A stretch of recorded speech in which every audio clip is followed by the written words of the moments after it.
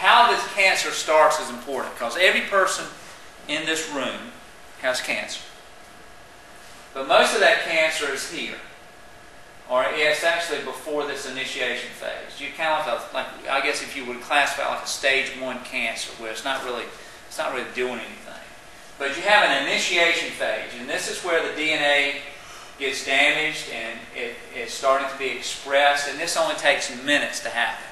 When free radicals attack DNA, you've got an initiation of cancer. All right? Think of that as a seed. Grass seed. Think of it as a grass seed. And let's think of it as, how many of you are familiar with like centipede grass or Bermuda wiregrass? Okay, think of it that you have a seed of Bermuda grass. Alright? Because we know what happens with that stuff, right? Alright, then you have a promotion stage. And this is where you start to see evidence of the cancer. And this takes years and even decades for this cancer to reach a stage where we can actually measure it. Because our science is still limited as terms of finding cancer. It has to reach a certain stage before we can actually see it. Alright, and this is you have promoters and you have anti-promoters that are going on with these processes. Alright, then you have the progression phase, and that's the metastasis and malignancy. And that takes years. Alright, so we talk about it in terms of that grass seed. Alright, if I don't have these promoters and anti-promoters, let's say I don't have any promoters, that it's like grass seed that doesn't have enough water to germinate. It doesn't have any nutrition. It's laying out in the middle of a desert somewhere, and that grass seed has nothing to get it going. So nothing happens to it. But then you add some promoters to it. Alright?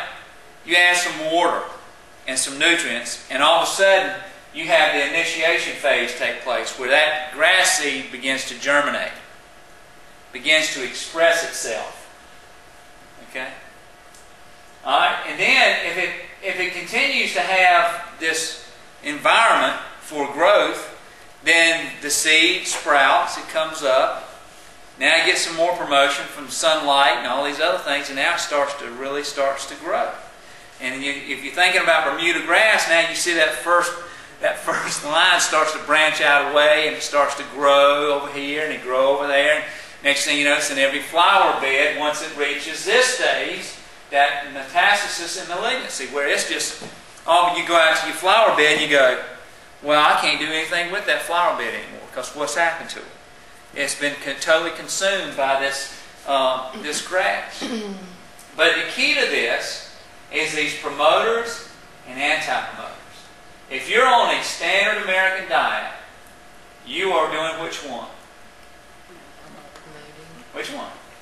Promoting.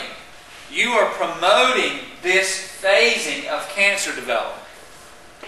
That's what's happening, because you're giving it the stuff that it needs to grow.